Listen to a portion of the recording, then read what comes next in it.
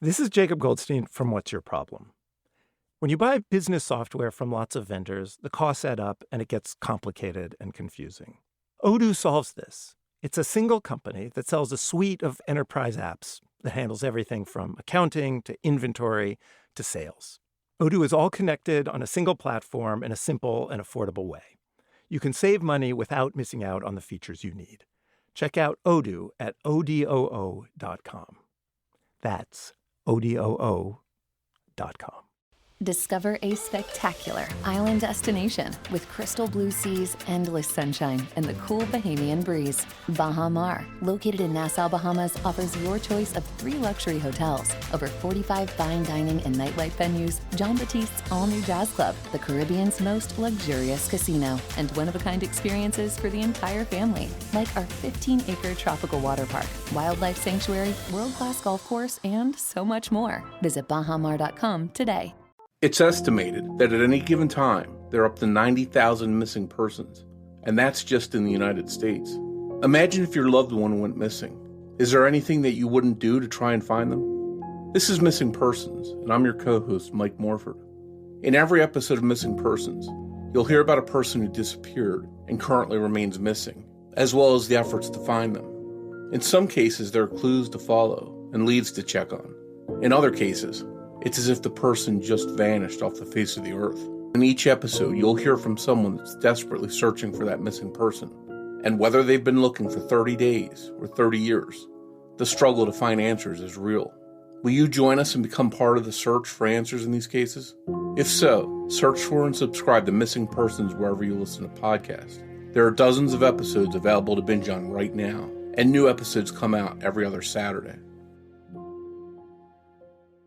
You're listening to DNA ID, brought to you by AbJack Entertainment. Be sure to check out some of the other great true crime podcasts from this network, including The Murder in My Family, Missing Persons, Scene of the Crime, Zodiac Speaking, Beyond Bizarre True Crime, Campus Killings, Below the Surface, and Killer Communications.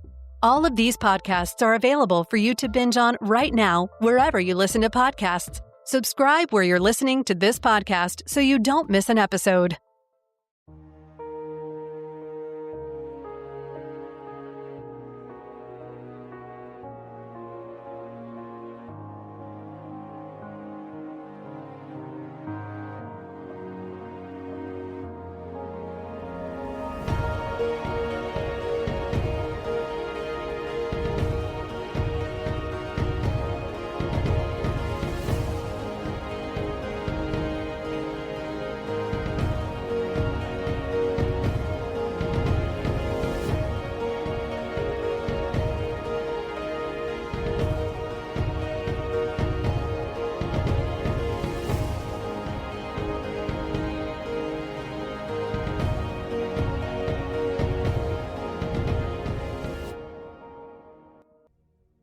It was 1979. On the afternoon of Friday, January 26th, Sherry Elliott was worried.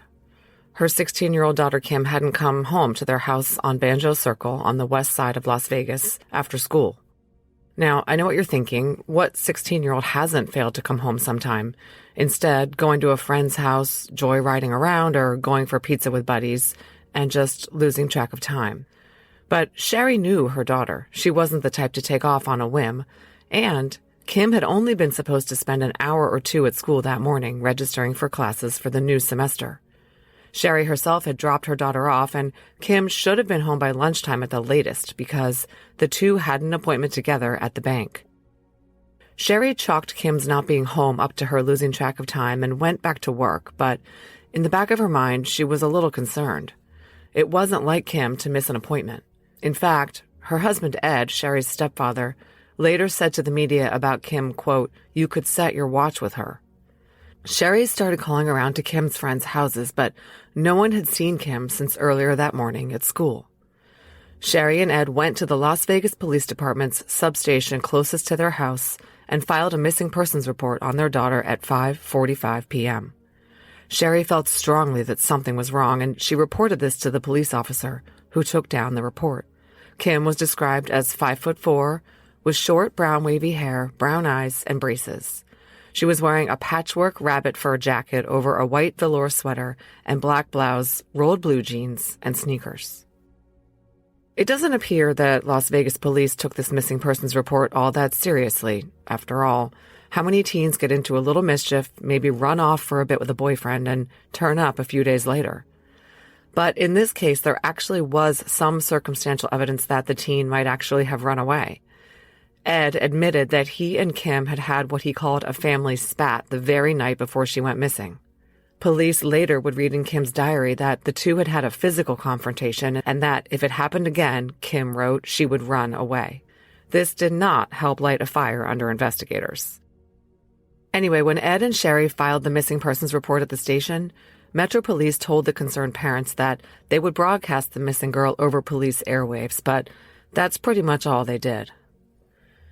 After 2 days of worry, on Sunday, January 29th, Ed marched into the detectives bureau and demanded an audience with some investigators.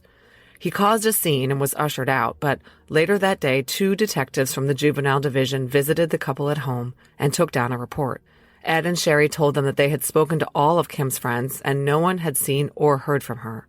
Her friends were worried, and Sherry and Ed were worried too. The detectives took some notes and collected Kim's diary after looking around her room and went away. That was on the 29th. On the 31st, the detectives spoke with Kim's boyfriend, Mike, who was a year older than Kim. Police records indicate that Mike contacted detectives who, at first, thought that Kim might have run away and been hiding out at his place. But Mike said Kim wasn't with him, and he had some very important information for the investigators. It seemed he was the last person or one of the last persons with whom Kim had spoken. He helped significantly to narrow down what had happened to Kim and when. Here's what we know about the last few hours before Kim vanished. On that Friday morning, January 26th, Kim's mom, Sherry, drove Kim and her friend Pam to school at 7:30 a.m. Kim was a sophomore at Western High School located on Decatur, a busy road in Las Vegas. By around 9:45 a.m., Kim and another friend, Mary W., were done with what they needed to do to enroll in classes for the upcoming semester. They were free to go. They walked out of the school building and headed to the Dairy Queen, located at 115 North Decatur Boulevard, right across the street from the Western High School football complex. The DQ was still closed, but both girls used the payphone outside to call for rides. Mary called her mom, and Kim called her boyfriend, Mike. Mary's mom drove up to the Dairy Queen at 10:10 a.m. Mary got into the car, but first she offered to give Kim a ride home. Kim said, "No thanks, Mike is coming to get me. I'll hang out here by the payphone." And indeed, Mike told detectives that Kim had called him around 10 a.m. and asked him to pick her up at the Dairy Queen. He got in his car and headed over there. When Mike got to the DQ, Mary had already been picked up, and there was no sign of Kim either. Mike sat and waited, probably wondering whether there had been some kind of communication mix-up. Sometime between 10:30 and 10:40, Mike, puzzled, called his own house. If he called Kim's house first and there was no answer, we just don't know. Both her parents were at work. Mike spoke to his guardian, a guy named James, and asked whether Kim had called. "Nope," said James. "No calls from Kim." Eventually, Mike gave up waiting and went home. Kim never showed up at the Dairy Queen. And later that day, when she failed to show up at home after school, her mom reported her missing. On January 31st, detectives received a phone call from a witness named Marilyn. She told them that she had found something that should be returned to its rightful owner. It was a blue gym bag. Marilyn said she had found it lying literally in the road in the southbound travel lane of Decatur Boulevard near Charleston, around noon on January 26th. When she opened the bag, she found it contained school books and gym clothes. But it also contained a handbag, which had an ID in it that identified the owner as a Kimberly Bryant. Marilyn had tried to call Kim's family's house phone after looking up the phone number in the phone book, but no one had answered. She left a message which Ed and Sherry received when they got home from the police station that day. Ed drove over to Marilyn's and picked up the bag. They had told the juvenile detectives about the bag during the investigators' home visit 2 days later on Sunday. Of course, the finding of the bag was a very ominous sign, because now Kim really seemed to be missing. Based on where the bag was found in the roadway, it seemed to detectives that the bag might have been thrown out a car window. Or, even more frightening, it could have been dropped in the roadway as its owner was grabbed off the sidewalk and forced into a car. But they moved away from this theory to an even more bizarre one. Since Marilyn had found the bag in the middle of the busy road at noon, it did not seem that the bag had been there the whole time. Hundreds of cars use that road every hour. Someone else would have moved it out of the way long before Marilyn found it. The timing led them to believe that the killer had the bag in his car and threw it out the window as he passed that way after killing Kim and hiding her body. As Detective Bob Hilliard explained, quote, "We think the suspect brought the bag back about an hour and a half later because it was found at noon in the travel lane. It doesn't seem feasible it would have stayed there any length of time." Las Vegas police now had a legitimately concerning missing persons case on their hands. Nearly a week after the girl went missing, detectives started interviewing Kim's friends, family, and boyfriend in earnest to try to determine whether she might have left with someone. They interviewed the employees at the Dairy Queen and canvassed the area to see whether anyone had seen anything. After all, it was broad daylight in a very busy downtown thoroughfare. Someone must have seen something. By a week out with no word from Kim at all and no sightings of her, police finally stated that they suspected foul play. The department held a press conference on February 2nd to inform the public of Kim's missing status and to ask people to call in any information at all that could help them find her. The media broadcast Kim's photo and a tip line phone number. But it didn't help. Some calls came in, but none of them led to Kim.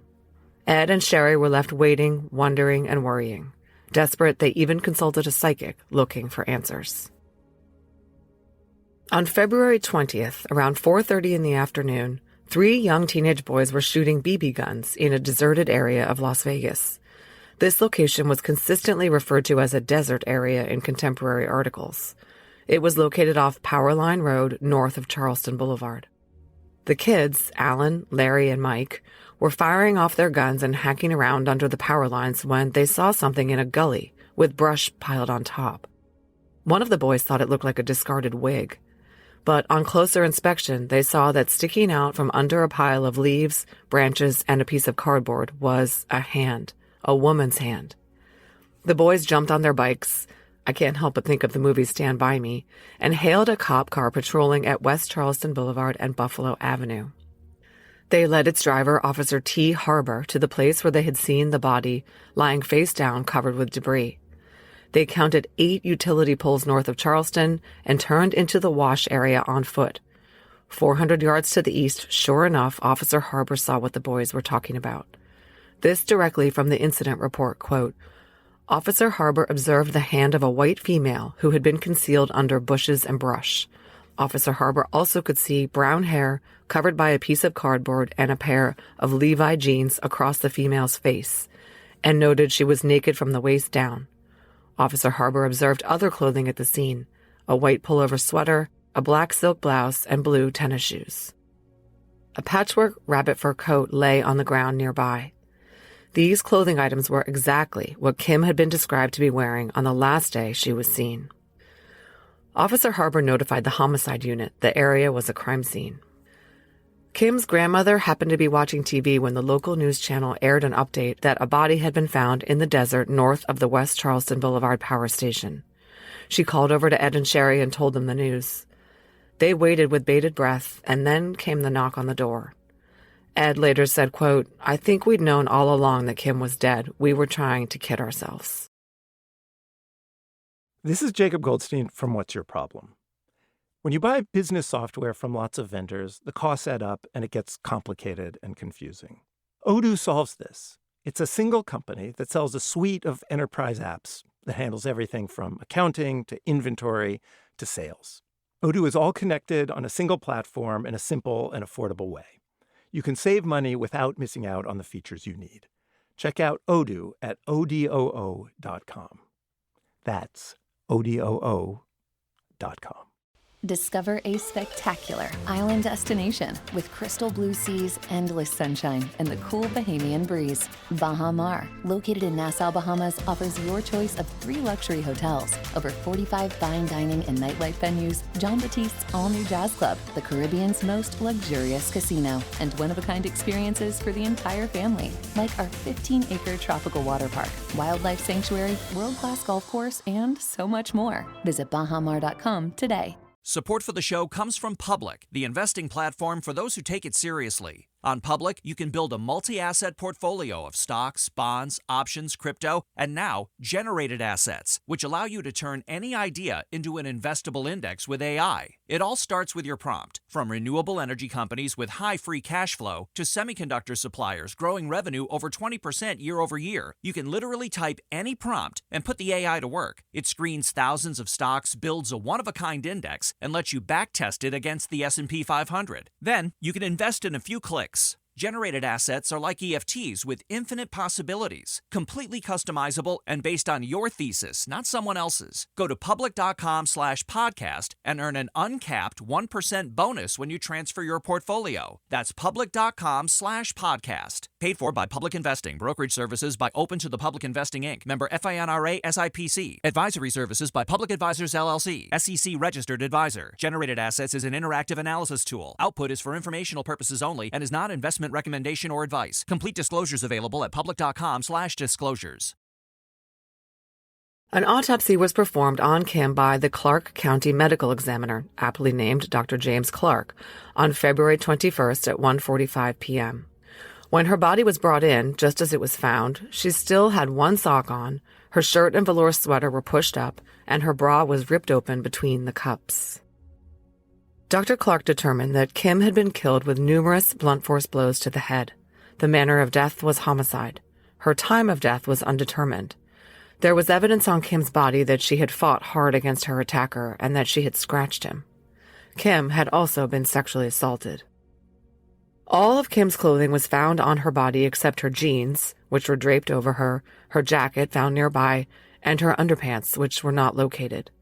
But missing from her body, according to her family, were a pearl pinky ring and a brass bracelet with the words Ding Dong inside of it.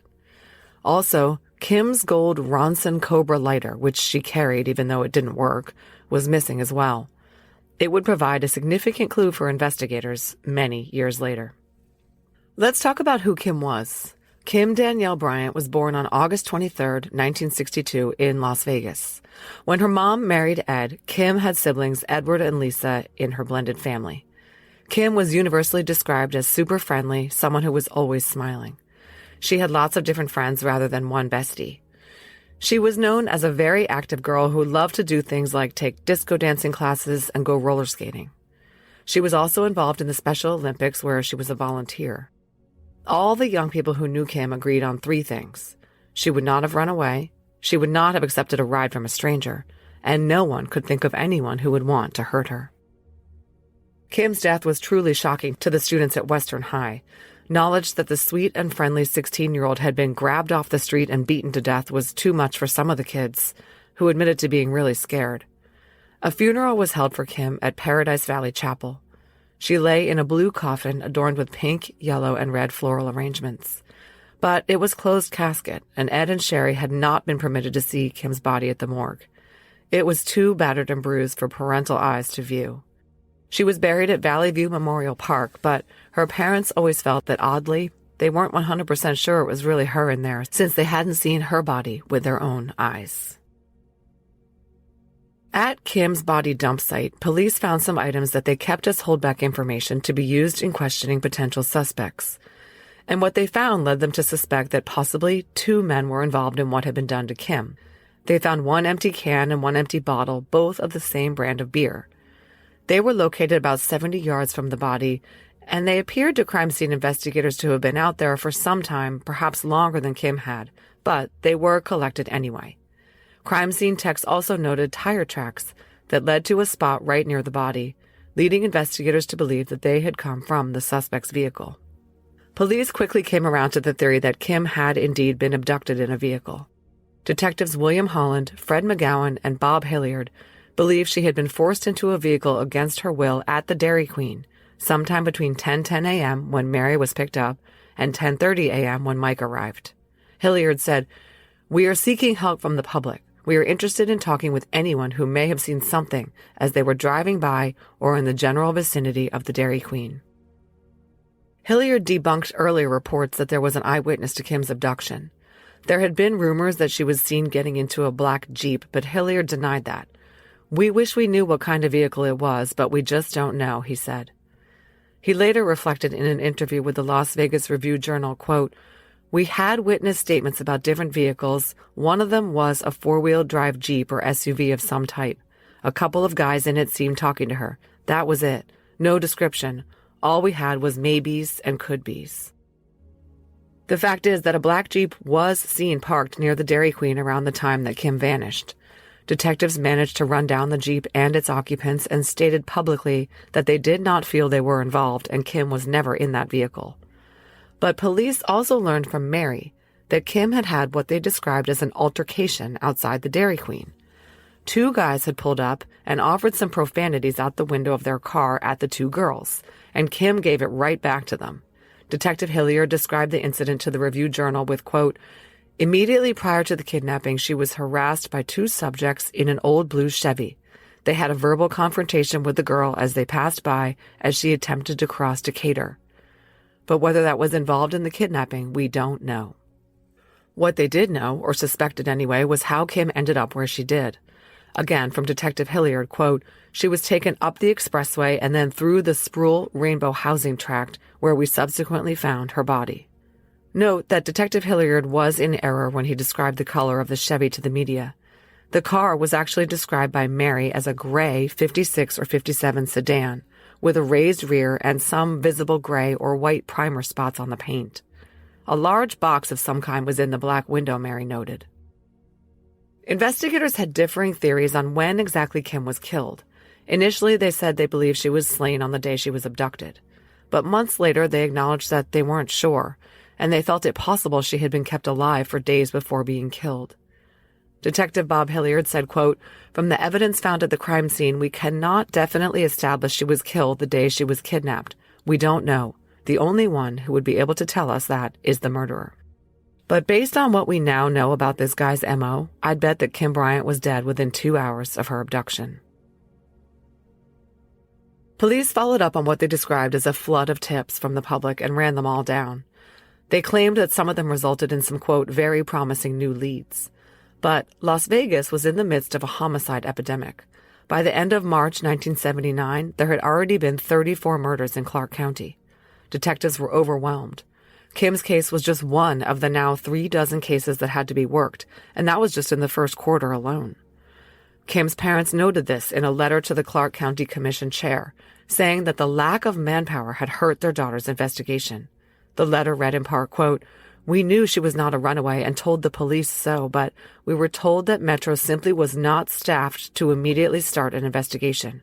We wonder just how many murderers will go free in Clark County simply because the Metro Police are not staffed to properly take care of the situation."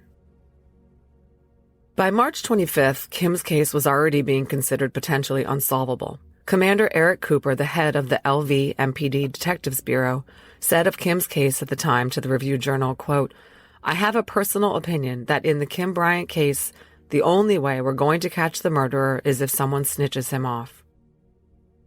Commander Bryant acknowledged that the overworked investigators just didn't have time to follow up on every lead that came across their desks. There were just too many cases. In June, Secret Witness, a group that facilitated anonymous tips in unsolved cases, offered a $1,000 reward to anyone who provided information leading to the arrest and indictment of Kim's killer. Calls and tips failed to lead anywhere.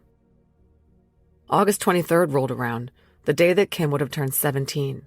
Her mom, Sherry, still phoned detectives weekly looking for answers. Detective John Silbaugh had taken on the case, partnering with Detective Hilliard, and he would still be around when it was solved decades later. In honor of Kim's 17th birthday, Sherry wrote a letter to the Review-Journal saying, quote, "I cannot shop for her birthday presents. I cannot have a cake made. There will be no party without her smiling face. What can I do? I will place her favorite roses on a cold, gray marble stone. The detective said that Kim's remained one of their priority cases and they would never quit working it. Then, a lead came in after two girls, students at Western High, saw the August expose in the Review Journal in observance of Kim's birthday. The girls, classmates of Kim's, came into the police station after talking things over with their parents. They told the investigators that 3 days before Kim's abduction, they were in the high school parking lot having lunch when two grubby-looking hippie-type guys with long hair, as they would later be referred to by the detective, around 20 years old, drove up and tried to get the girls in their car by offering them some jewelry. The girls didn't see any jewelry and smartly refused. The guys got mad and drove off quickly. What was interesting about this was that the car the guys were in fit the description of the car that Kim had exchanged words with right before she vanished. It was a dark gray Chevy with lighter colored primer spots and a large wood grain speaker in the back. But this time, the girls observed that the car had Nevada tags, and they got a good look at the guys inside. They were able to agree on a composite sketch of the car's passenger, which was released to the media with a plea for information. All officers were issued the drawing as well, which showed a doughy white guy with long blonde hair and droopy eyes. It was a long shot, detectives admitted. These guys had had an 8-month head start. But within a day or two, the LVMPD had received between 70 and 100 calls from members of the public with tips on the identity of the guy in the Chevy. And another eyewitness also came forward after reading the August expose in the paper. This man has not been named, but was described in the Review Journal as an older, prominent businessman in the community who had not heard about Kim's murder until he saw the newspaper. And when he did, he went to police and said that he believed he had possibly witnessed her abduction. At the time, he thought he was seeing a high school prank. He was able to tell police details that convinced them that he actually had seen Kim being kidnapped.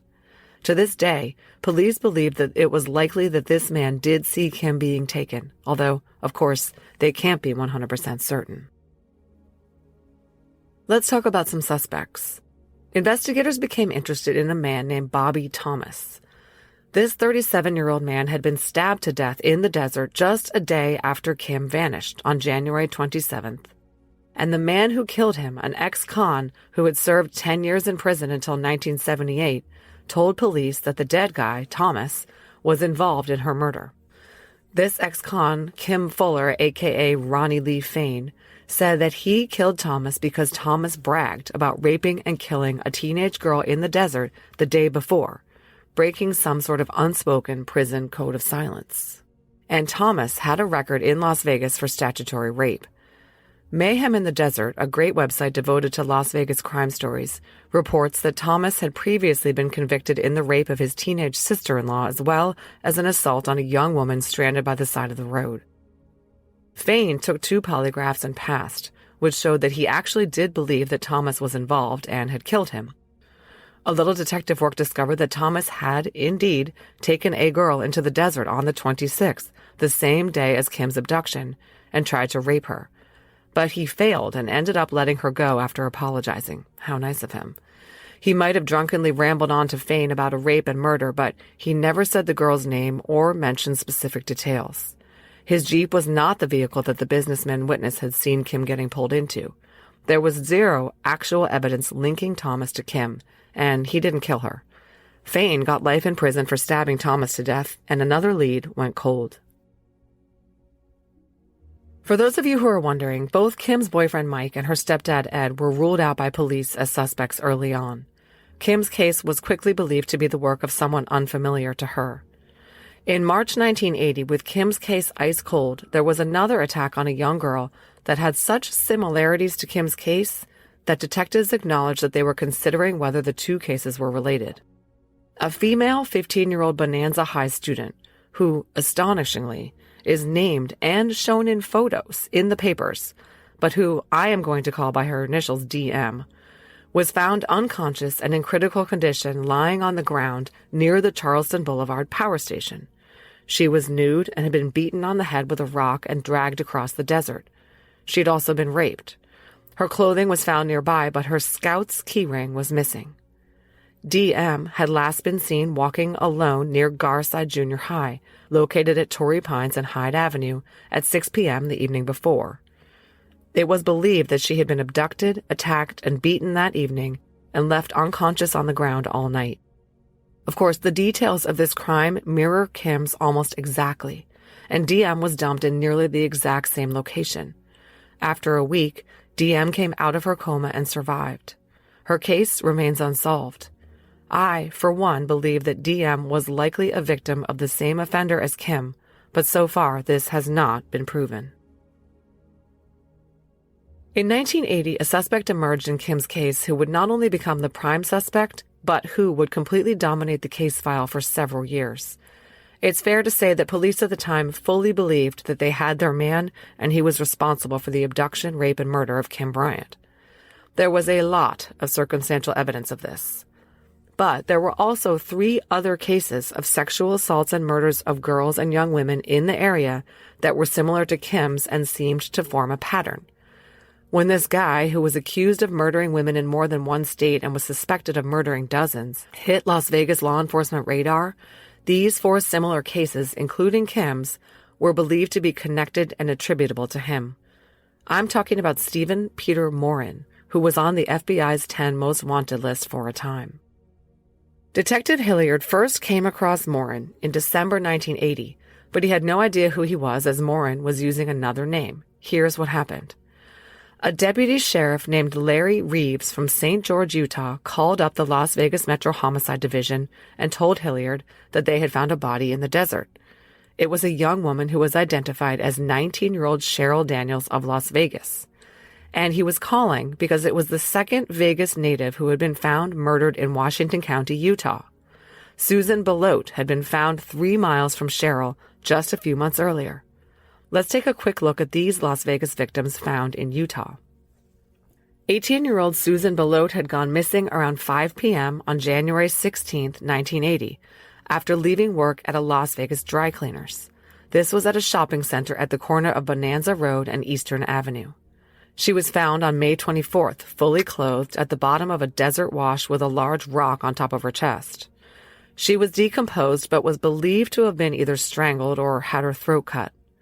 The coroner believed she had been redressed after she was killed. Susan wasn't identified for nearly 6 months. Cheryl Daniels was a 20-year-old Las Vegas woman who was kidnapped from the parking lot of the Alpha Beta grocery store on Rainbow Boulevard at Spring Mountain Road. This was at 12:30 a.m. on June 27, 1980. She and her boyfriend had driven to the grocery store and he ran inside while she waited in their Jeep. When her boyfriend came out of the store, the Jeep had been moved 150 feet and Cheryl was gone. She was found by hikers on December 13th, raped and murdered and dumped naked in Hellhole Canyon in Washington County. Her body was placed between rocks and covered with brush. Cheryl's cause of death was a through-and-through gunshot to the head from a .38 caliber or larger weapon.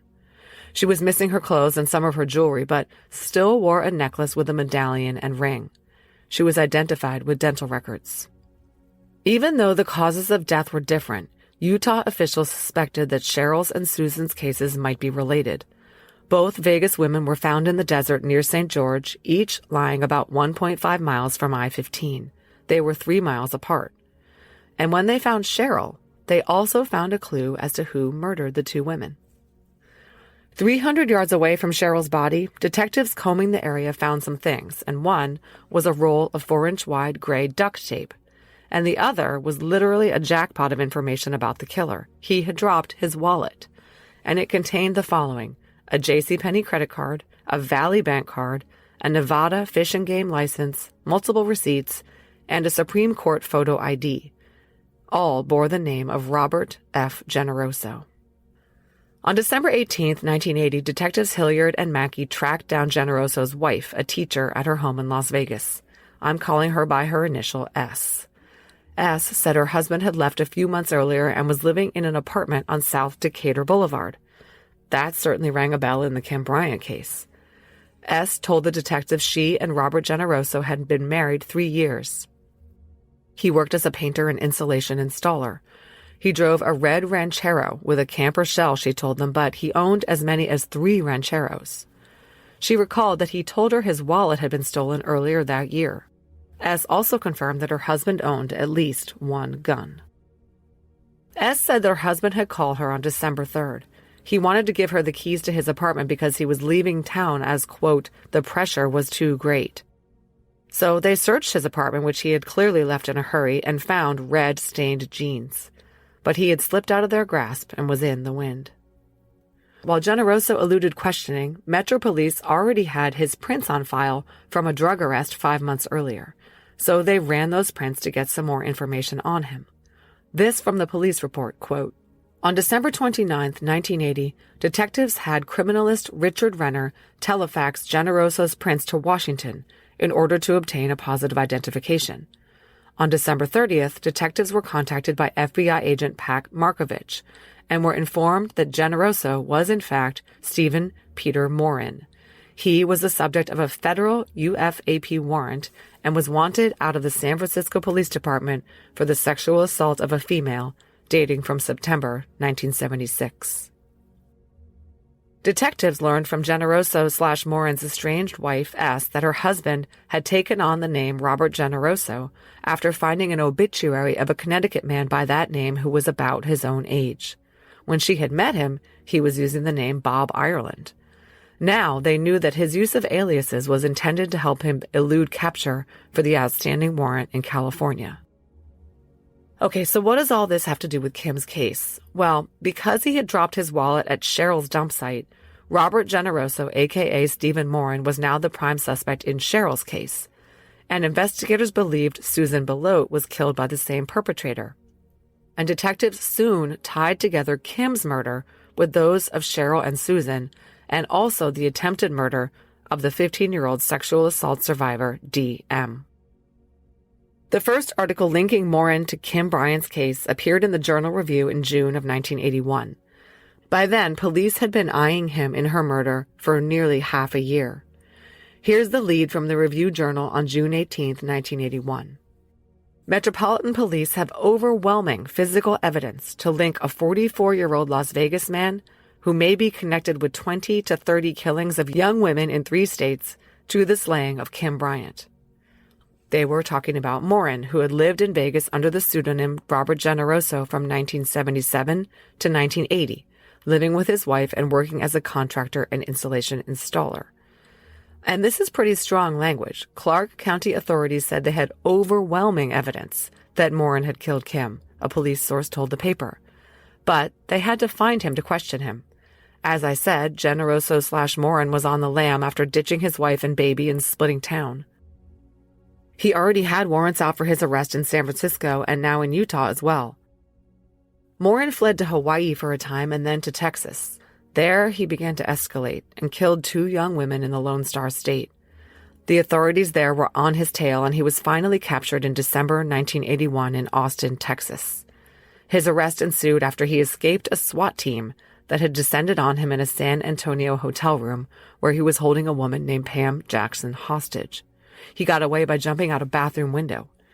He took another woman hostage in her car, but allowed the born-again Christian woman he abducted to talk to him about the Bible and persuade him to take the bullets out of his gun. He let her go, knowing she would call the police, and that was why he was arrested in an Austin bus station. He later credited this kidnap victim for his finding Jesus. By the time the cops caught up with him, Morin was wanted for questioning in connection with the murders of 9 women in 4 states. First, he was charged in Texas with the December 1981 murder of Carrie Scott, and also with the murder of another young woman he strangled there, Jana Bruce. He was still wanted in California, and it was learned that he had been arrested there for stomping his girlfriend's cat to death and then mailing it to her in a box. Morin became known as the Chameleon because he always was changing his appearance and identity, and once in captivity, he apparently decided to change his entire character. Morin quickly avowed that he became a Christian and said he wanted to repent his sins. He actually pleaded guilty to capital murder at his indictment for the Carrie Scott shooting, fully aware that he could be put to death. Just a little more about Morin, who is believed to have many more victims than those he was eventually convicted of killing. The arrest warrant in San Francisco that Morin eluded by changing his name related to a very violent and disturbing 1976 crime. Morin lured a 14-year-old girl, a friend of his sister's, to his apartment. As she was reaching into a closet, he hit her and held a knife to her. Morin tied her ankles to a pole placed between her legs and suspended her with a hook above a bed, with her head covered in thick, gray duct tape. He orally raped her and then raped her vaginally and anally, and ice cubes were involved. I'm not going to go into the details, but oddly, this is the second case I've covered recently involving ice cubes. The girl eventually convinced Morin to let her go. He dropped her off near her home, and she reported the crime. Okay, so that's Morin in a nutshell. So now you're asking, what does he have to do with our victim, Kim Bryant? Remember that I said that Las Vegas homicide detectives lumped Kim's case in with the two strongly suspected Morin victims, Cheryl and Susan. They also considered the 15-year-old sexual assault victim who had survived, DM, to be another victim of the same perpetrator. Investigators put those 4 eggs firmly into the Morin basket. Let's take a look at the evidence that Morin had killed Kim as well as these other girls. All 4 victims, including Kim, lived in western Las Vegas, as did Morin, who was using the name Robert Generoso. Remember I said that at one point he even lived on Decatur, where Kim was last seen.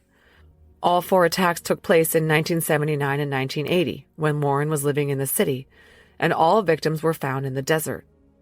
Investigators were able to connect Morin to some of the victims by linking him to businesses where he worked or shopped that were also frequented by his victims. For example, after Morin was already on their radar, police interviewed an 18-year-old longtime friend of Cheryl's, a woman named Lori. And something Lori said raised their eyebrows. Lori said that Cheryl had been seeing a new boyfriend, a guy she had met at Playland roller rink. And then this, Lori also knew Kim Bryant.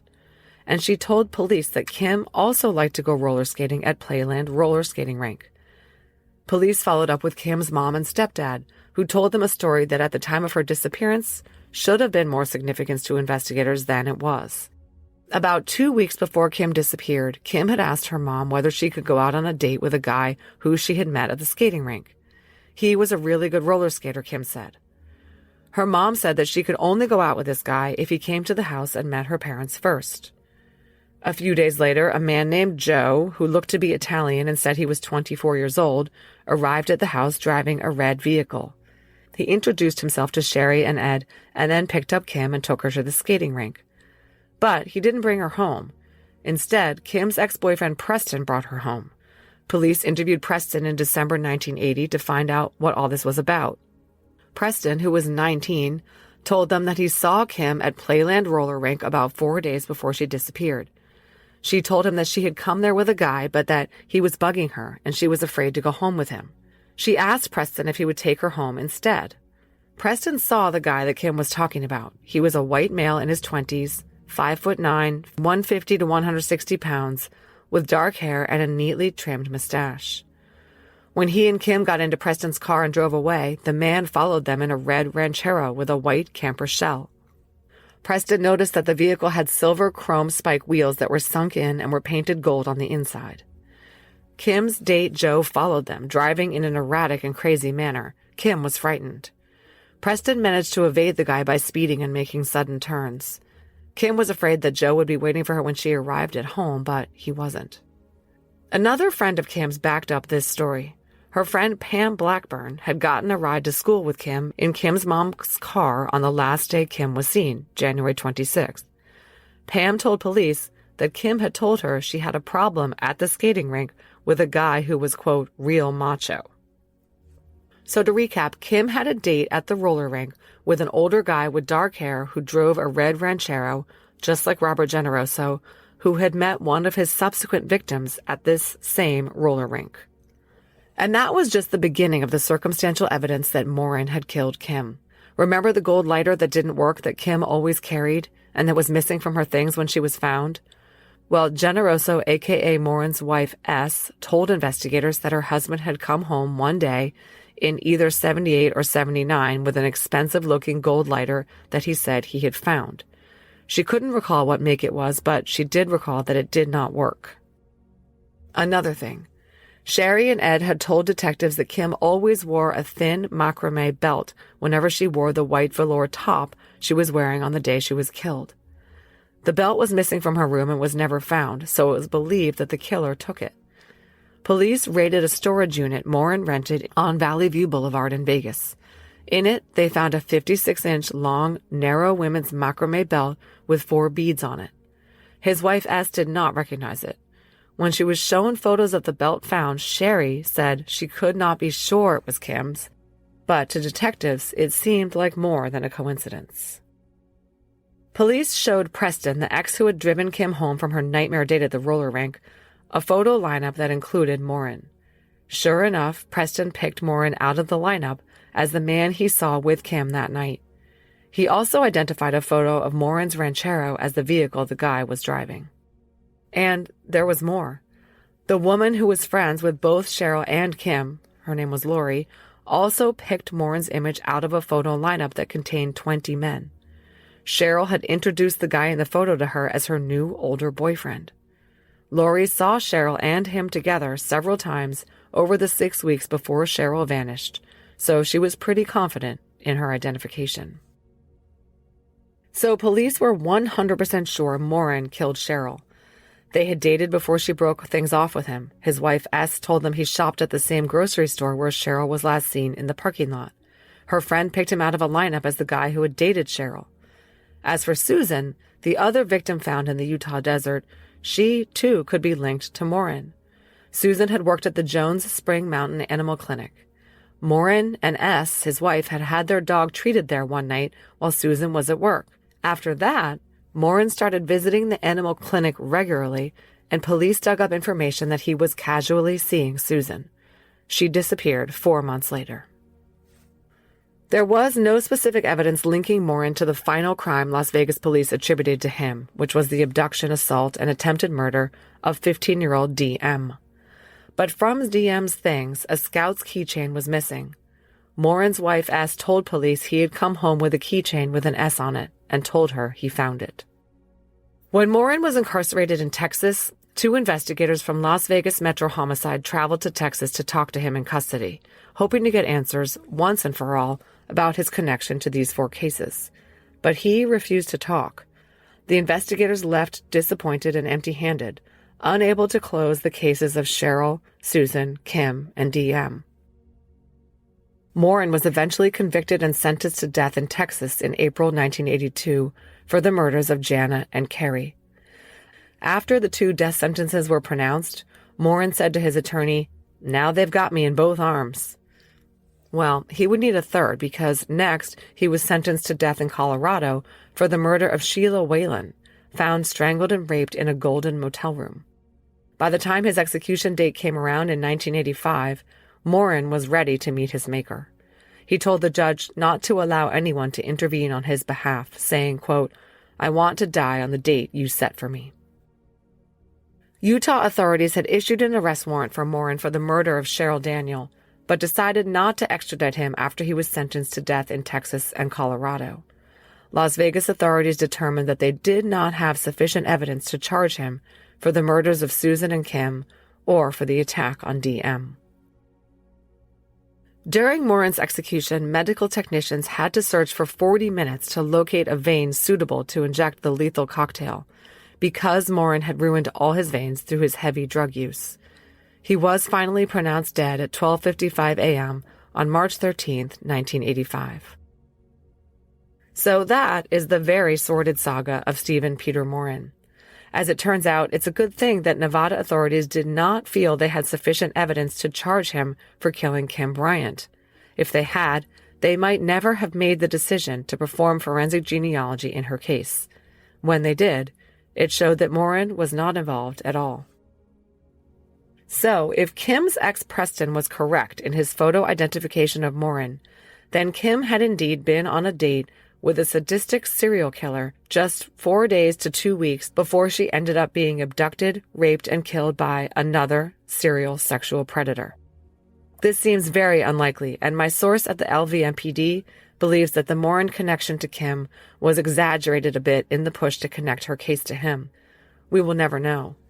For the record, it is now believed that Susan and Cheryl were definitely victims of Stephen Peter Morin. Kim was not.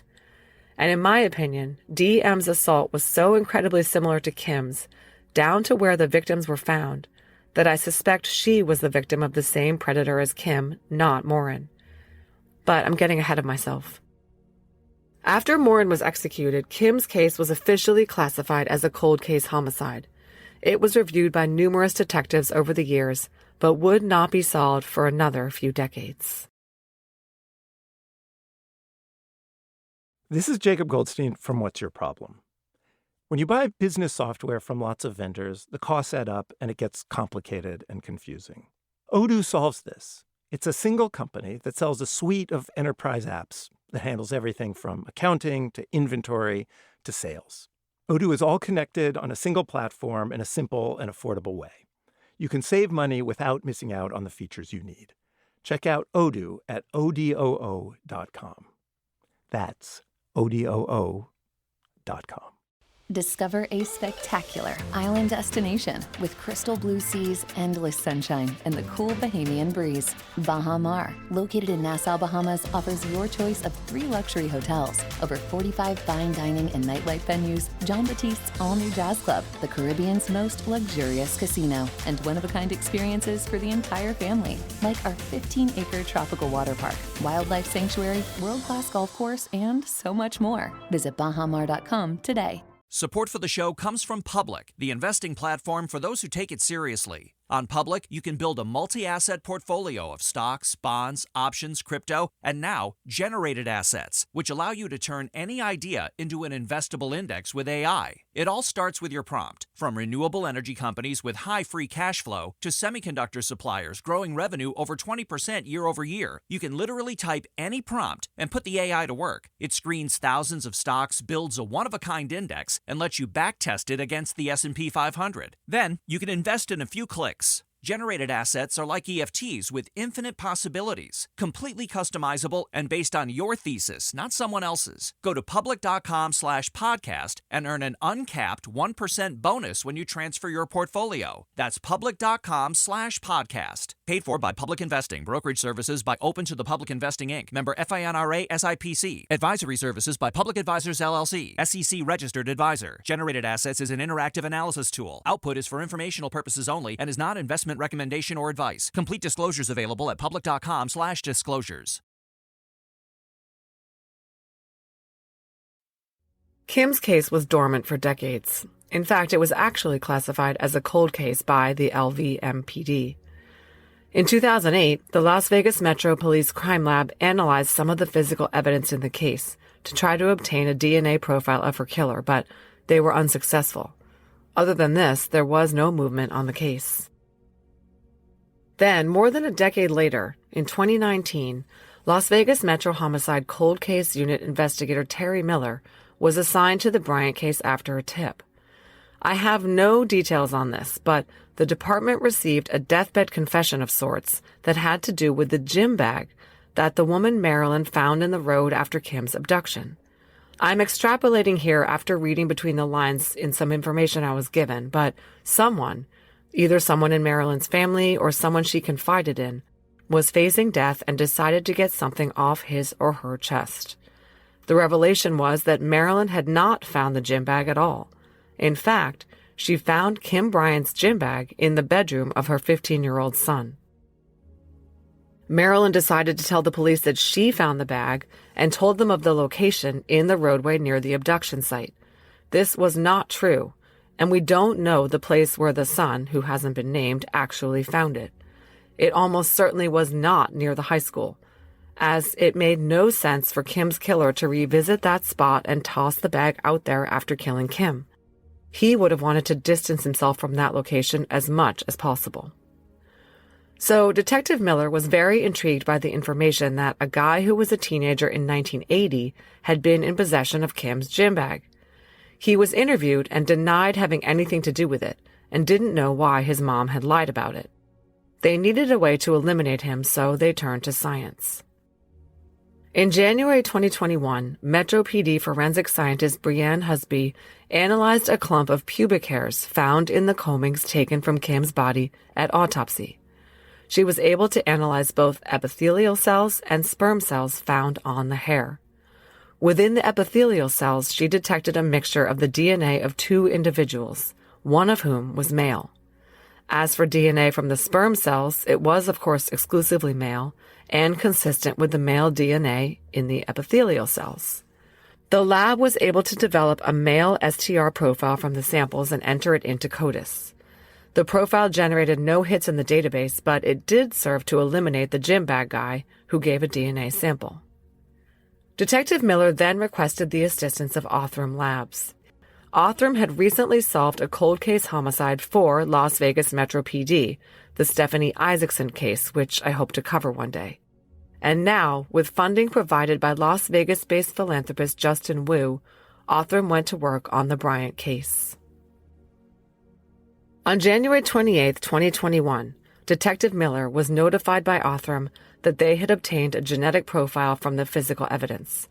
They recommended additional testing of items in evidence to confirm their findings.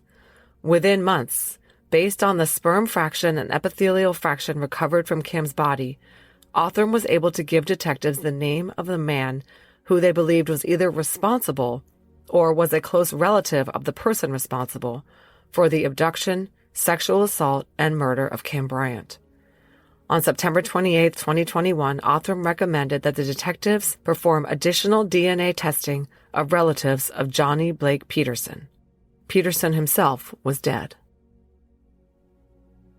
I'm not going to name most of the living relatives of Johnny Peterson who cooperated with the investigation, but some of the names are publicly available.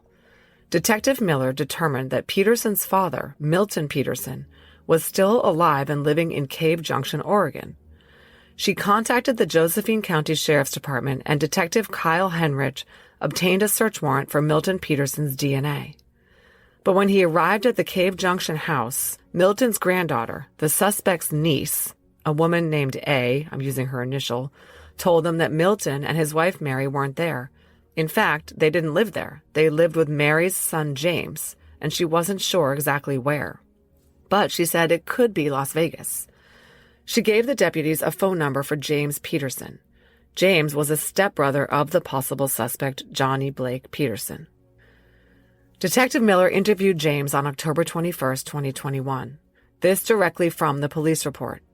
James Peterson stated he was the biological son of Mary Peterson and Milton Peterson was his stepfather. He stated he was caring for his parents who were temporarily living with him in his RV. According to James Peterson, he was the caregiver to both parents, which was also confirmed by A. Peterson when she spoke with Detective Henrich. On October 27th, James gave his written consent for Detective Miller to take a buccal swab from Milton Peterson, as James was his legal guardian.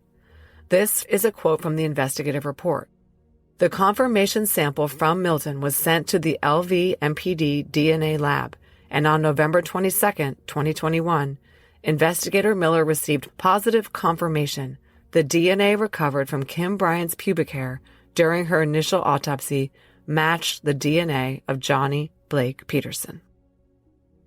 Okay, so who was Johnny Blake Peterson? Well, we don't know a whole lot about him. He was born on September 16, 1960 in Las Vegas as John Blake Peterson. His parents were Milton Peterson and Elizabeth Ann McCaslin, who died in 2013. A few details about Peterson's family tree are very confusing.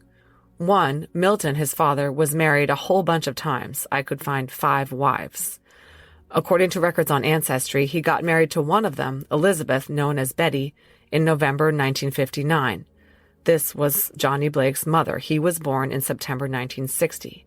A second confusing aspect is that Johnny Blake Peterson had a lot of step and half siblings because of all the marriages in his family. 7 siblings that I know of. Peterson was a lifelong Vegas resident and was living there when Kim was killed. He had various addresses throughout the city over the years. At one point, he also resided at 1603 Lorna Drive in Henderson. As an adult, he was 6'2" tall, 180 pounds, with brown hair and blue eyes. He was only 19 when he killed Kim, who was likely his first victim. Peterson was a student at Western High, where Kim attended, but it doesn't appear that he was enrolled there at the time she was killed, and there is no indication that they knew each other. I couldn't help but wonder if Kim might have accepted a ride from an older guy she recognized from school, but apparently the police believe that that was not the case, and that there was no connection between the two. Peterson was arrested for burglary in Kingman, Arizona in September 1978. After that, all his run-ins with the law were in Nevada. Here is an overview of Johnny Blake Peterson's arrest record in both Clark County and in Nevada as a whole. February of 1979, arrested for burglary by the LVMPD. April 1980, arrested for sexual assault by the LVMPD. July 1980, arrested for speeding by the Nevada Highway Patrol. October 1981, arrested for unspecified warrants by the LVMPD. November 1981, arrested for unspecified warrants by the LVMPD. September 1983, arrested for a probation violation by the Nevada Department of Parole and Probation. May 1991, arrested for a traffic violation. So you heard an April 1980 arrest for sexual assault. Peterson was arrested in Las Vegas in April of '80 for sexually assaulting a minor, but the charges were later dropped. Because this case involved a juvenile, my Open Records Act request to review the case file was denied. Note that this 1980 arrest for a sex crime preceded CODIS. If he were arrested for the same crime today, he would likely have had to submit a DNA sample to the database. Most of Peterson's arrests involved petty criminal activity, property crimes, and drug offenses. Unfortunately, he got away with the big stuff. In February 1990, a small ad appeared in the classified section of the Review Journal advertising Johnny Peterson's contractor services. It says quality homes, remodels, difficult roofs, decks, concrete, finish work. He provided free estimates, it says. Thanks to Mayhem in the Desert, a great Las Vegas crime blog site, for posting this. Johnny Blake Peterson died of a heroin overdose on or about January 20th, 1993. He was buried in Grants Pass, Oregon, where his mother lived and was buried. He was never on police radar for Kim's murder. On November 29th, investigator Terry Miller got in touch with Johnny's daughter via phone. I'm going to call her by her initial J. J told Miller that she had two siblings, a boy and a girl. Her mom, whom I'm calling by her first initial C, married their father, Johnny Blake Peterson, on February 6, 1982. She was still married to him when he died in 1993. After his death, C moved the family to New York, where she was from. C was next on the list for detectives to talk to.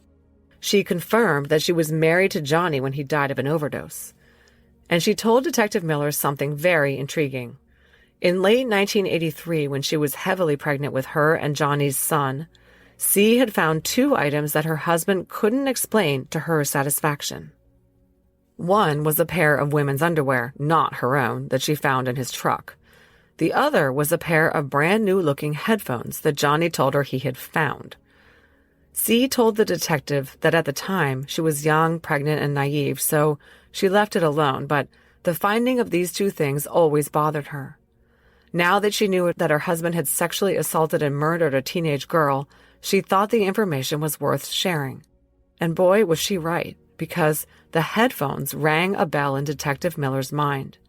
There was another cold case from the area that she happened to also be reviewing, a case in which there were missing headphones, and in which there was also DNA. This is Jacob Goldstein from What's Your Problem?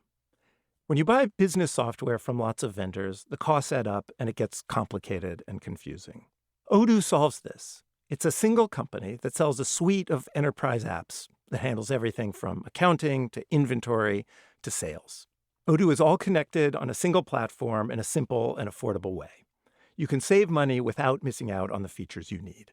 Check out Odoo at odoo.com. That's odoo.com.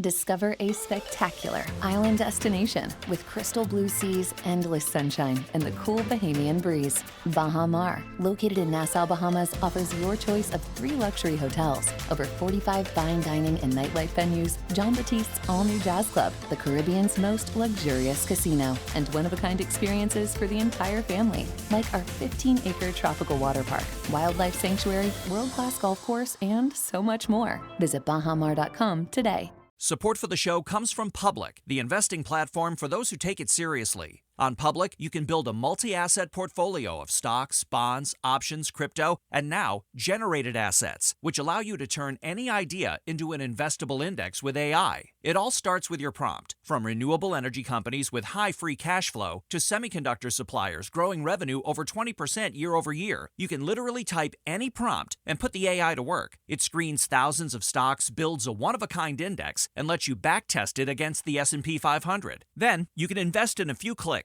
Generated assets are like EFTs with infinite possibilities, completely customizable and based on your thesis, not someone else's. Go to public.com/podcast and earn an uncapped 1% bonus when you transfer your portfolio. That's public.com/podcast. Paid for by Public Investing. Brokerage services by Open to the Public Investing, Inc. Member FINRA SIPC. Advisory services by Public Advisors LLC. SEC registered advisor. Generated assets is an interactive analysis tool. Output is for informational purposes only and is not investment recommendation or advice. Complete disclosures available at public.com/disclosures. Diana Ray Hanson was born on September 13th, 1961 in Las Vegas to parents Patricia and Raymond. Her father was a pilot stationed at Nellis Air Force Base. Her brother Kevin followed in his father's footsteps into the USAF and was stationed in Mississippi. The two siblings were close. Diana had graduated from Clark High School and at age 22 was a senior studying marketing and advertising at North Texas State in Denton, Texas. Kevin, Diana's brother, told the Review-Journal his sister was very creative and hoped to get into design as her career. She had also dabbled in modeling. Diana's close girlfriends said Diana was a little naive about men and a little insecure. Although she was 22, she was relatively inexperienced and definitely was considered a good girl. She was outgoing and friendly, but she was not forward with men, and she never would have accepted a ride from a stranger. On December 30th, 1983, Diana was home for Christmas break. She was an avid runner, and her brother Kevin had given her a shiny new Walkman knockoff made by GE called the Stereo Great Escape 2, with headphones to listen to on her runs. Kevin said that as a rule, Diana chose to run with a friend rather than alone. It just seemed safer and was more fun. But on this Friday afternoon, Diana headed out alone, setting out from her parents' house at 6470 West Desert Inn Road near Torrey Pines Boulevard, with her new headphones on. Diana's father Raymond had worked the night shift, and when he got home that morning, the 30th, around 11:30, he and Diana chatted and then he went to bed. When he got up at 5:30, he noticed Diana was gone. She often jogged in the late afternoon, so he didn't start to worry yet. Then his wife Patricia came home at 6:30 and checked Diana's room, and she wasn't there. Her jogging clothes were missing. They realized that Diana had been gone for quite some time. They started calling around to a handful of friends Diana had who still lived in the area, but none had heard from her. She never came home. After an hour and a half, her parents called the police to report her missing. No formal report was made, but patrol cars were dispatched to check the area along the two routes Diana usually ran. They found nothing. The next morning, around 8 a.m., Las Vegas uniform officer Kay Cook was dispatched to the Hanson residence to take a formal missing persons report. Diana's parents said Diana was 5'9", 130 pounds, and was known to wear a simple gray sweatsuit while jogging. She probably had her new headphone portable stereo with her, they said. But before much could be done per the missing persons report, Diana was found. At 9:56 a.m. on New Year's Eve, a man named John Winlow, who was looking for firewood down a dirt road, came upon the nude body of a woman. She was lying face down near the fence of the Las Vegas Water District Reservoir, located on West Spring Mountain Road, 1.4 miles west of South Buffalo Drive. Officers Cook and Burgess went to meet Winlow, who led them to the body. Detectives met them there by 10:45. This directly from the police report, quote, Miss Hanson was the victim of an apparent murder, as she had been stabbed multiple times in the chest, back, and side, and a blood trail could be followed for approximately 1/10 of a mile west of the location where her body was found. The trail of blood led down the dirt road to an area west of the body that is referred to in the report as, quote, the originating scene.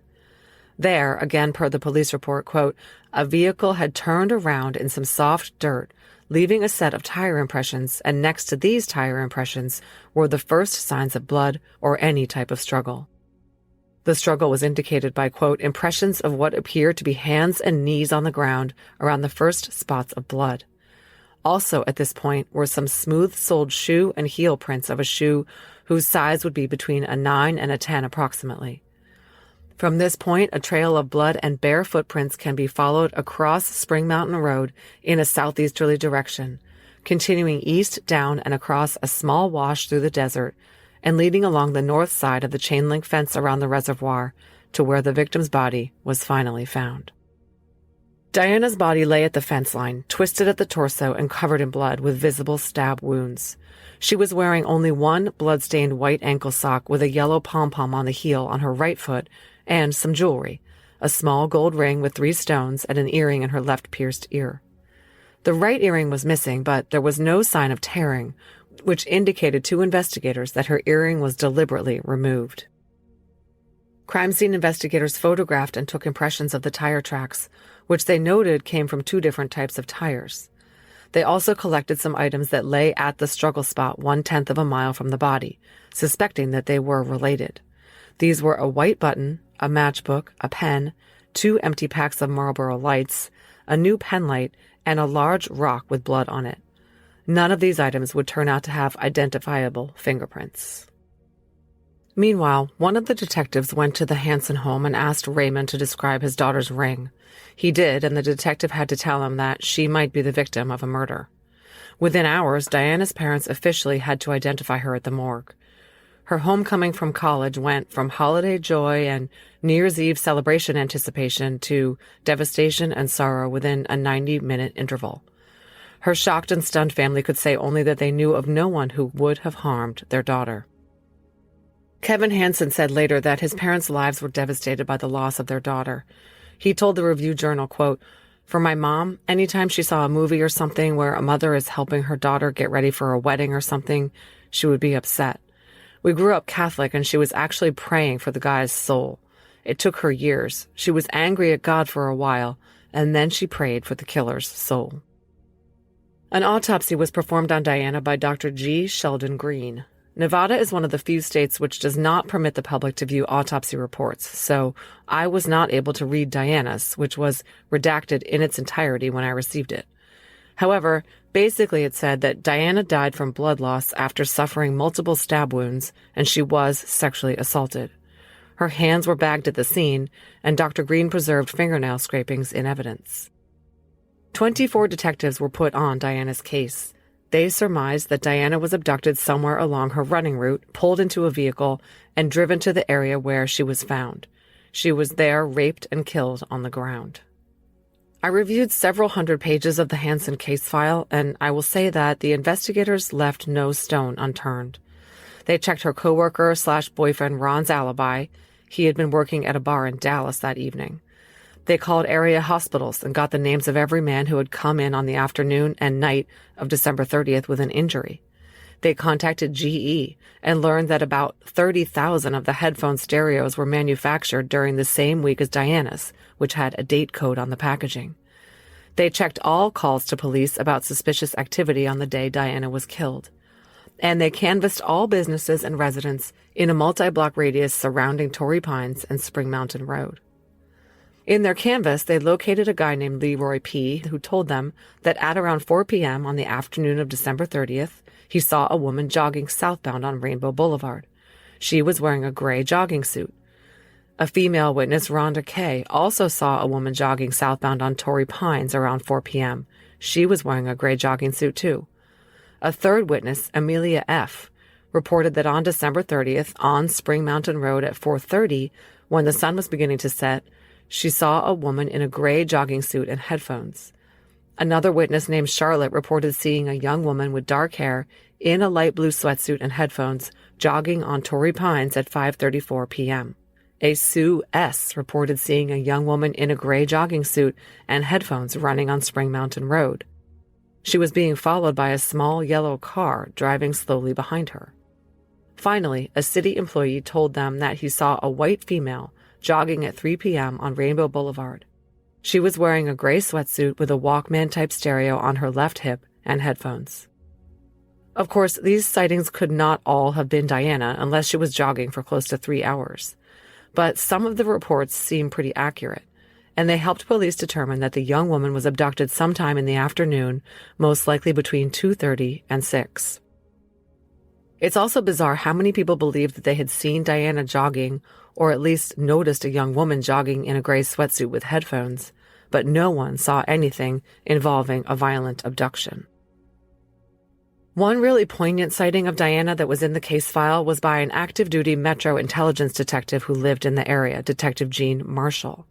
He noted that on Friday the 30th, in the late afternoon, he was driving south on Tenaya, approaching Spring Mountain, when he saw a woman in an unadorned gray sweatsuit jogging west on Spring Mountain.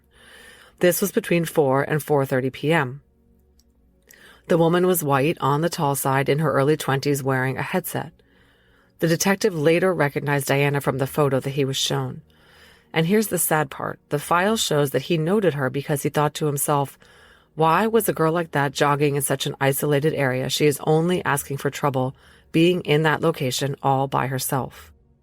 Of course, this is a somewhat dated mentality, right? Women should not have to curtail their activities or alter their routes based on the remote possibility of some lurking predator. But unfortunately, Detective Marshall was right to be concerned for her welfare. One of the first things that was done was a roadblock. On New Year's Day, Metro Police set up roadblocks on Torrey Pines at Spring Mountain Road and showed drivers Diana's photo to try to find drivers who might have been out on the day of the murder and seen something. Detectives made the rounds of local pawn shops, showing the dealers a photo of GE portable stereos and asking if anyone had pawned one like it, and requesting that they call if someone did bring one in. They also pulled out all the stops to match the tire tracks found at the scene. Investigators came to believe they were from an older model vehicle, most likely a 1971 to 74 domestic van or possibly a pickup that had mismatched tires on the front and rear axles. Some of the tires were Peerless traction tires. They literally drove around the city looking for a vehicle with tires that matched the impressions from the scene. They seized and searched a lot of 70s-era Dodge, Ford, and Chevy trucks. Anyone who was the subject of a traffic stop or ticket, or anyone noticed in the area who had tires that could fit those found at the scene, was written up and his name provided to Metro Homicide. Then, as search and rescue personnel were walking the route it was believed Diana jogged, they found something. On the west side of Torrey Pines, about a half-mile north of Spring Mountain Road, they found some tire tracks in the dirt on the side of the road. The officer who had photographed the distinctive tire tracks at the scene observed these other tire tracks and stated, quote, "These were the same tire tracks which were found at the scene of the crime." He meant the scene where Diana's body was found. Due to other marks found near these tire tracks, which the file does not describe but I would imagine were shoe and scuffle marks, investigators believed they now knew exactly where Diana had been abducted. She was taken by this vehicle to the spot where the other tire marks were found and the blood trail and footprints leading to the spot where Diana was found. All this work did result in a few promising leads. A resident of Diana's neighborhood told investigating officers that his wife was a jogger and she had had problems with a man in a white pickup truck following her. A female jogger the police spoke with, Mary W., told them that about 3 weeks before the murder, she was jogging on Torrey Pines when a man pulled off the roadway in his 1970 to 74 pickup truck, exited the vehicle, opened up the white camper in the back, and stood by the truck waiting for her to approach as she ran. He was of medium build with slightly longer brown hair. Mary wisely decided to change course, and when he saw that she had turned off, the man closed the back, got into his truck, and drove away. Another witness, a Fritz H., told investigators that he was driving on Spring Mountain Road on the night of the 30th between 5 and 6 p.m. when he saw two people struggling next to a white, older model Cadillac pulled onto the side of the road. He could not tell if the people were male or female, but one figure was attempting to force the other figure into the car. It then sped off at a very high rate of speed. Fritz led detectives to where he had seen the car, and they noted that the tire tracks were similar to the ones found near Diana's body. And then, on the 15th of January, nearly 60 men from the Search and Rescue Division of the LVMPD met to perform a grid search of the area. They were looking for anything relating to the crime, but particularly Diana's clothing and stereo, which had not been found despite the neighborhood canvass, searches of all the dumpsters and trash cans in the area, and even aerial searches. On the north side of Spring Mountain Road, about 15 feet off the roadway, hidden by some brush, one of the men found a gray sweatshirt and a white sock with a yellow pom-pom. It appeared to be an exact match to the one Diana was found wearing. Further inspection of the area located 2 New Balance running shoes, gray sweatpants with women's beige underwear tangled in them, and a white long-sleeve t-shirt. A bloodstain on the inside of the gray sweatshirt clearly showed the outlines of a red knife blade pattern in blood. Okay, and this is gross, so I'm just going to read from the police report. Quote, "The lab technician also pointed out that the stain which had been noted on the white long-sleeve undershirt appeared to contain possible blood, semen, and feces stains, suggesting that the suspect wiped their penis or other body area at one point during the sexual assault on Diana Hanson." One person who was investigated at length by police was a crap stealer at Circus Circus who knew Diana. In fact, a female friend of Diana's told police that Diana had gone on a date with this guy in 1982, and later confided to 2 friends that he had forced himself upon her in his Dodge van. Police interviewed this guy, and he said he was not at work on the night Diana was killed because he was homesick. He said he didn't recall having sex with Diana. He willingly agreed to give hair samples, and he allowed police to search his van. Another guy they talked to was Diana's ex, John, and a guy at her college who she was very casually seeing when she was killed. Generally, they learned that Diana did not have a lot of friends left in the Las Vegas area, and she really considered Texas and her college home.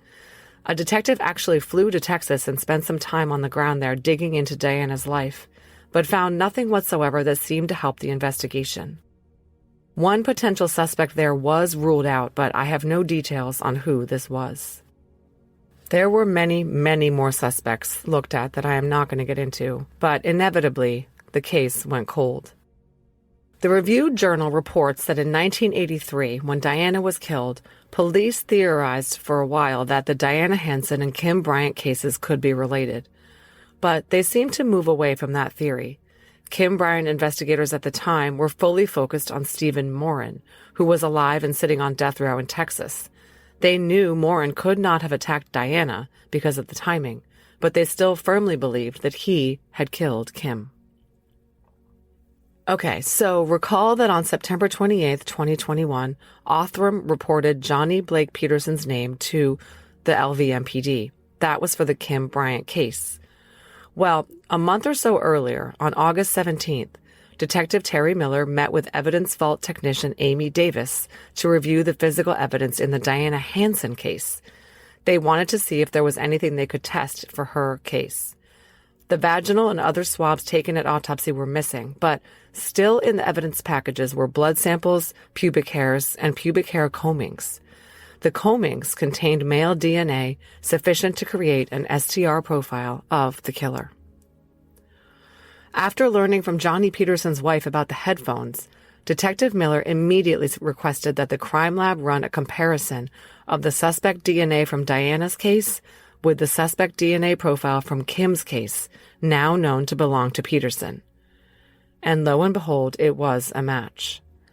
Diana's missing headphones were almost certainly the ones C, Peterson's wife, found in Johnny's possession in winter of 1983, right after he killed Diana. Johnny Blake Peterson had killed both Kim and Diana. Neither girl's family had ever heard of him. His targeting of Kim and Diana is believed to have been completely random. Detective John Silbaugh, who worked the Bryant case for years, said, "When you have a woman or a girl kidnapped, murdered, put in a desert, that is an MO. From the first one he does to the last one he does, it never changes."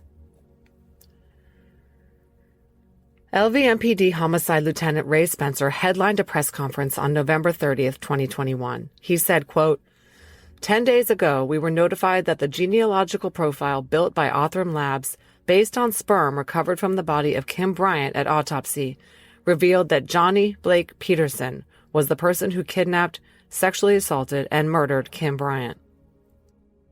Kim's mom had passed away years earlier, but Lieutenant Spencer read a statement from Kim's father, Ed Elliott, thanking the LVMPD, Detective Terry Miller, Othram Labs, and Las Vegas philanthropist Justin Wu. Wu has donated funds to pay for the DNA testing to solve some local cold cases, including Kim's and Diana's. Ed's statement said, "Kim was a beautiful girl with a bright future, and it makes me happy that something is being done to solve cases such as hers."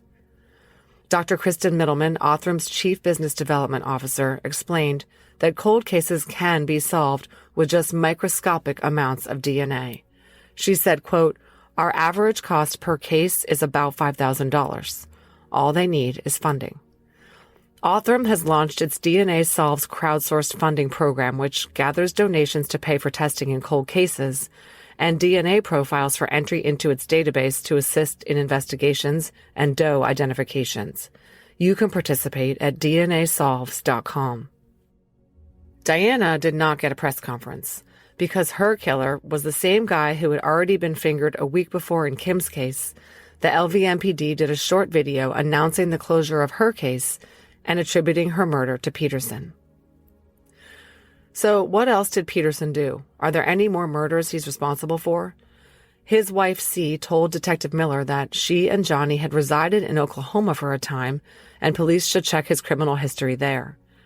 As a result, a VICAP alert was issued about Peterson and his crimes, with a recommendation that law enforcement agencies review their open and unsolved homicides from the 80s, especially in the states of Montana, Oklahoma, Arizona, Oregon, and Nevada. All of these were states Peterson was known to live in or travel to. His profile has been entered into CODIS, and there are a few cases where he is being considered a person of interest.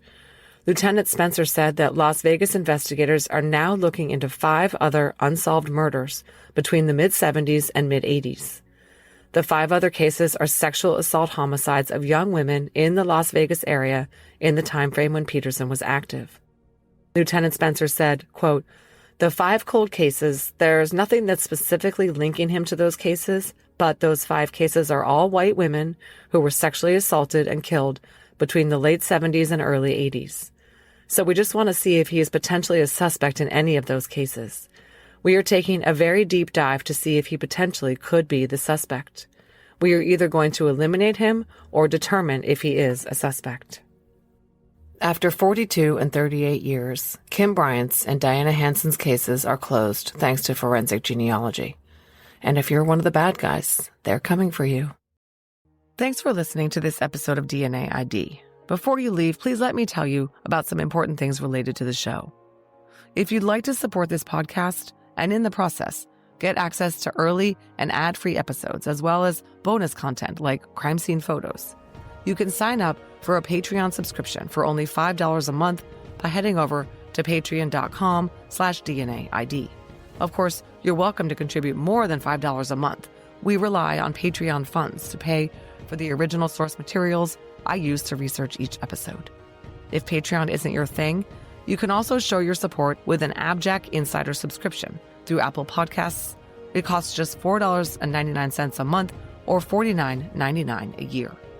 Your AbJack Insider subscription will give you the same benefits for not only DNA ID, but for all of the shows on the AbJack network, like Killer Communications and Campus Killings. Head over to Apple Podcasts and find the DNA ID page or look for the AbJack network to get started. If you're on social media, we'd love to interact with you there. DNA ID is on every major social media platform. Search your favorite platforms for DNA ID Podcast to find us. We also have a YouTube channel, and our website is DNAIDpodcast.com. You can find links to all of these anytime in our show notes. If you need to reach the show, contact us by emailing DNAIDpodcast@gmail.com. Finally, if you want to pick up some fun DNA ID merch and represent the show, visit the store at www.customizedgirl.com/s/DNA ID podcast. DNA ID is researched, written, and hosted by me, Jessica Betancourt. It's produced by me and Mike Morford of AbJack Entertainment. Music by Connor Betancourt.